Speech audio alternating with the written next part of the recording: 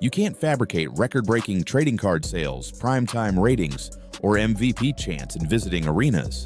Caitlin Clark turned the WNBA into must-watch TV. She turned sports blogs into battlegrounds. She turned casual fans into loyal viewers. And she did it in less than a year. A lot of Caitlin Clark fans, and so many of them are not white. It's just insulting to assume that that's the case to the people that aren't white, to the Black Americans that do love Caitlin Clark. Aaliyah Boston got physical in the paint. Kelsey Mitchell found her groove. And the crowd, they came alive. Not for Caitlin Clark this time, but for a team that refused to be bullied again. Because last year, this squad would have backed down. This year, they fought back. The Mystics didn't know what hit them. Their 15-point lead disappeared before halftime. Their game plan, intimidate, dominate, and walk out with an easy preseason win, exploded in their faces. But the dirty play didn't stop. Later, Brittany Sykes shoved Cunningham to the floor again. And this time, it wasn't just Sophie standing up. It was the whole Fever bench. Because when Mystics rookie Kiki Iriafen tried to bully Sophie Cunningham with a full-body slam, she didn't break her. She woke her up. Shot too strong there from Olsen. Cunningham pulled it down, and here's that feistiness. Debbie, this is a preseason game, and I know it wasn't announced that Caitlin Clark wouldn't play until right before. This is a preseason game where Clark is not available, and yet you probably have 10,000 people here and a real home court advantage. Sophie hit the ground hard, but got up even harder. She didn't just shrug it off, she clapped back.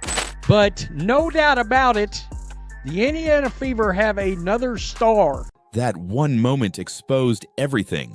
You know, like Paige Buchers? No, she's okay. I didn't see her playing the women's NBA, so. She just got drafted, #1, Dallas. He used to play in Dallas, which is where Paige Buchers plays.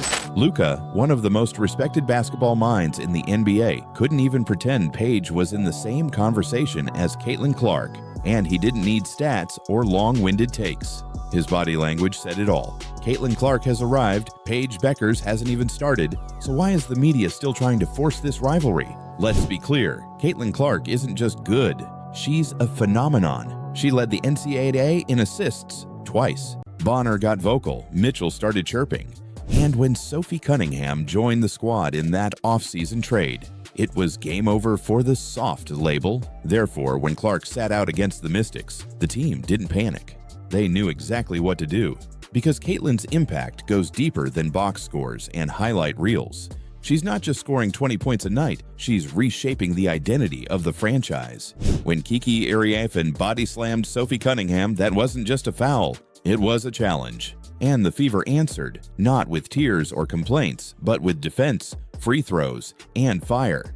The Indiana Fever just played their first preseason game without Caitlin Clark, and I have to say, I was thoroughly impressed with this new look Fever team. They didn't have their point guard and best player in this game, so these players had to come together and spontaneously on the spot figure out a way to win this game, and they did it. And the fact that they were able to do that tells me a whole lot about this team. But here's what no one expected. They didn't collapse. They fought back. And they won. The Fever didn't just survive without Caitlin Clark, they thrived.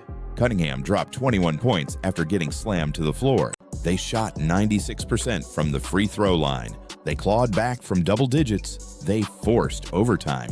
Sophie Cunningham and Lexie Hull, these two players. Sophie Cunningham gave us 21, Lexie Hull gave us 13. The Blonde Bombers is what they're calling them. We were down 15 in the first half. Why were we down 15? We cut it to within 3. And in OT, Sophie Cunningham took over. She delivered the knockout blow, literally and figuratively. Oh my God. Sophie's a dog. However, before the season begins, Clark was involved in a major news headline that featured a 6-figure price tag. Clark's edition of the 2024 Piani Prism WNBA Throwback Signatures Golden Vinyl Card has been officially sold. The WNBA is changing. The audience is growing. The metrics are real. The resistance is loud. But so is Caitlin's game. And if you think Luka Doncic is the only one watching, think again. Because the league, the fans, and the future already know who's leading the next chapter. It's not the player the media told you to love. It's the one who made you watch. I haven't seen her in the WNBA, which is the polite way of saying she hasn't done anything yet. But Caitlin has, and she's only getting started. That's why this matters, because the moment Luka made his pick, he didn't just validate Clark's greatness, he exposed the fear behind the media's narrative. The fear that women's basketball is no longer something they can control, that the new face of the league isn't someone they anointed, that she doesn't fit neatly into their boxes, activist or quiet, political or palatable, legacy or outsider. They beat the Mystics in overtime without Caitlin Clark after getting physically attacked for 4 quarters straight. And the WNBA took notice. But let's not forget how we got here. Just last season, Indiana was the league's punching bag. Caitlin Clark's arrival didn't immediately fix that. If anything, it made things worse. Opposing players have gone after her game after game, targeting her with flagrant fouls, hard screens, and even off-the-ball body checks. At first, Clark took it all. She got up, she smiled, she didn't retaliate. But over time, something changed. The Fever started to rally around her. It's not that, it's that. Well, you see Sophie Cunningham kind of hold the Sykes' arm, but Sykes is going to claim she was holding me. I would say we're going to learn that Sophie isn't always innocent, but... Teammates swarmed in. Veteran forward DeWanna Bonner got in Sykes' face. The Fever had drawn a line. You hit one of us, you hit all of us. She completely threw Sophie Cunningham. He came out very slow, very lethargic, very stuck in the mud, very dragging ass, didn't have energy to him, didn't have flow to him. Their offense was broken. Their defense was scattered. The arena was silent. All 12,000 fans stunned, watching a team with no rhythm, no energy, no Clark. Stephanie White seemed frustrated. We were down 15. Stephanie White called the timeout, and she must have stuck her foot up her team's ass and said, you see this arena? You see all these fans that came to watch you guys? 12,461 people. They didn't come to watch you guys bullshit. They didn't come to watch you guys drag ass. Let's play some defense and let's get it together offensively. But what came next flipped the game, and maybe the entire season, upside down. She's just Caitlin, and she wins. So when you see outlets scrambling to prop up Paige, when you hear excuses about Olympic breaks and rookie fatigue, when you hear the noise about problematic fan bases and undeserved hype, just remember, this is what disruption looks like. Second chapter of the Caitlin Clark era in the WNBA will commence soon. Clark established herself as a superstar in her rookie season with the Indiana Fever and will now lead a championship hopeful team into year 2. Sophie Cunningham is taking a beating this game. Gosh, this is going to make big time news because now this proves there is an agenda against the Indiana Fever. There is an attack agenda against the white women on the Indiana Fever basketball team. I'm calling it right now. Therefore, what started as a preseason scrimmage quickly turned into a full-blown statement. And here's where it gets wild. Without Caitlin Clark, Indiana didn't just hold their own, they played better. And immediately the vets are telling the so obviously Dawson's there waving at Fever. This wasn't just about Cunningham. It wasn't just about Clark. It was about the new Indiana Fever, a team that has officially stopped asking for respect and started taking it. So what happens now? Clark's return is looming. She's expected to rejoin the lineup soon, refreshed, healthy, and ready. But the dynamics have changed. She's no longer the only one fighting. She's surrounded by warriors, by teammates who will stand up for her and for each other. That's dangerous, that's scary. She didn't just shrug it off, she clapped back. But no doubt about it, the Indiana Fever have another star. All right? Just this quick, Sophie Cunningham, and I told you guys I had a feeling that she was going to really make her presence known. On the court and on the scoreboard, that flagrant foul flipped a switch.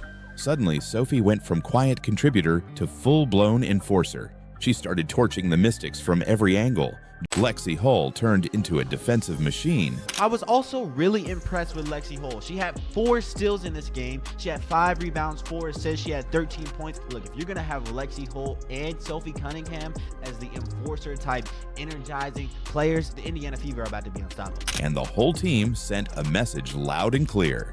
This is not the same soft Fever squad from last year. But here's the twist. Did this dominant performance without Clark actually prove she's replaceable? Or is it just the fire she sparked that's changing everything? But look, we could talk about the game all day and all night, but what's even better is if we break down some film so you guys can see exactly what I'm referring to. Players had to say the right things. Fans had to accept what they were told. Then Caitlin Clark came along, and none of that mattered anymore.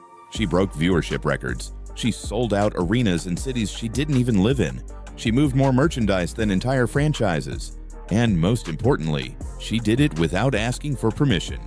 That's where the panic started. The old guard, including some loud voices in WNBA media, didn't know how to handle her. So instead of embracing the growth, they tried to discredit it. When he shrugged off Paige Beckers, it didn't feel mean. It felt inevitable. Because the truth is, Luka said what the stats, the fans, and the eyeballs have been screaming for months. Caitlin Clark didn't take anyone's spotlight. She built her own. She didn't wait for gatekeepers. She didn't ride legacy coverage. She earned every bit of attention by doing what no one else in women's basketball history has done. She moved the needle and shattered it.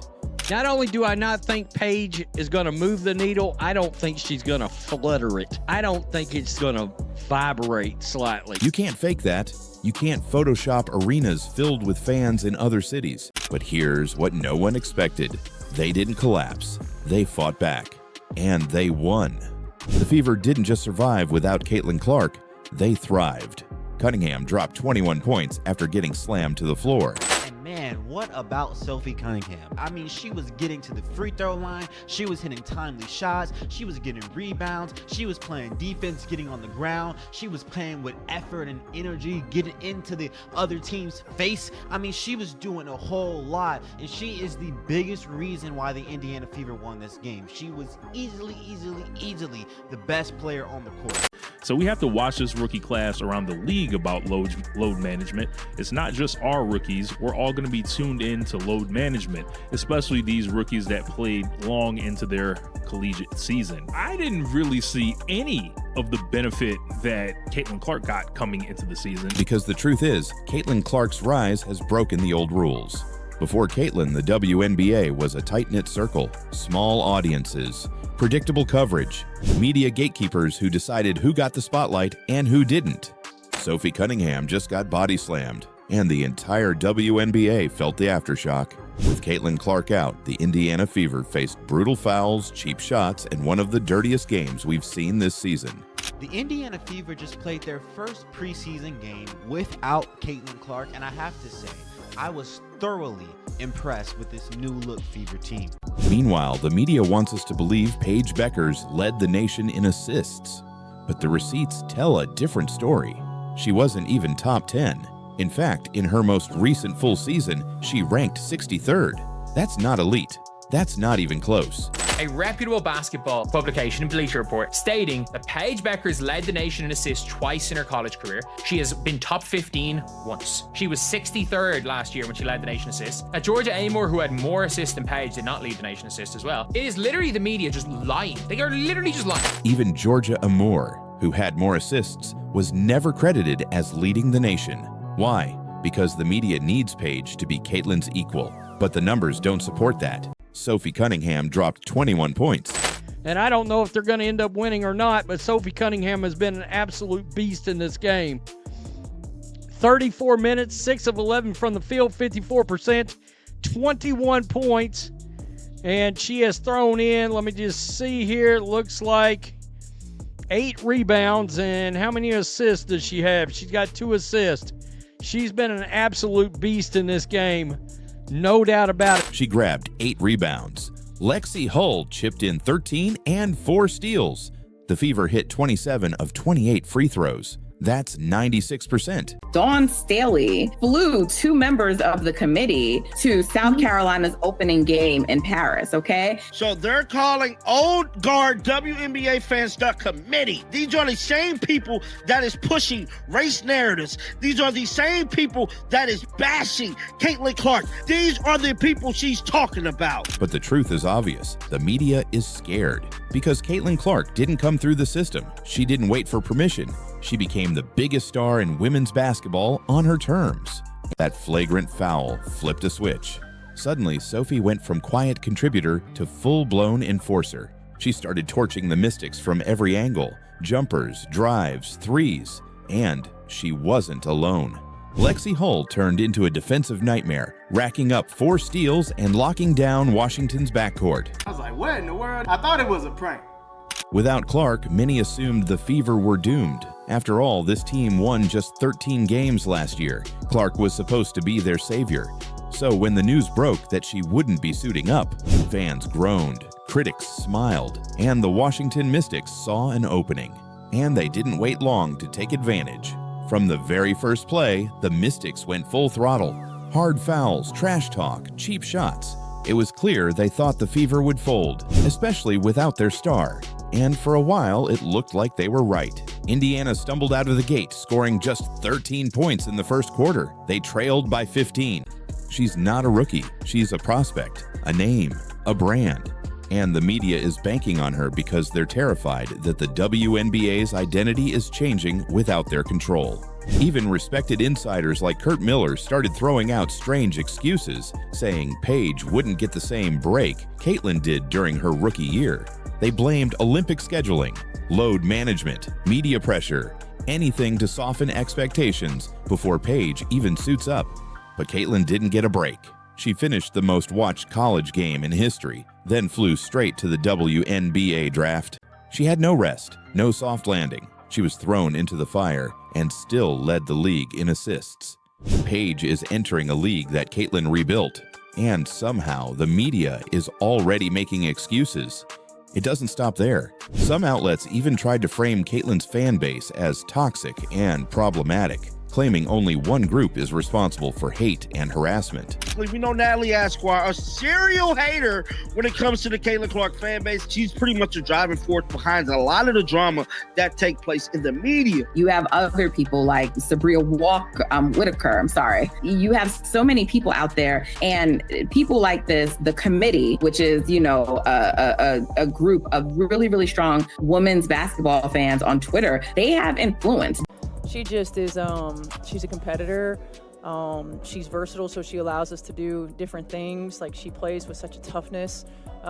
She's huge, and she's going to be for us all season long. But what she brings from an energy standpoint, she raises the level of play of everybody around her as soon as she steps foot on the floor. Hell, even on the sideline. I mean, her communication, everything. She's definitely an X factor. Therefore, the question can't be ignored. Did the Fever just prove they're stronger without Caitlin Clark?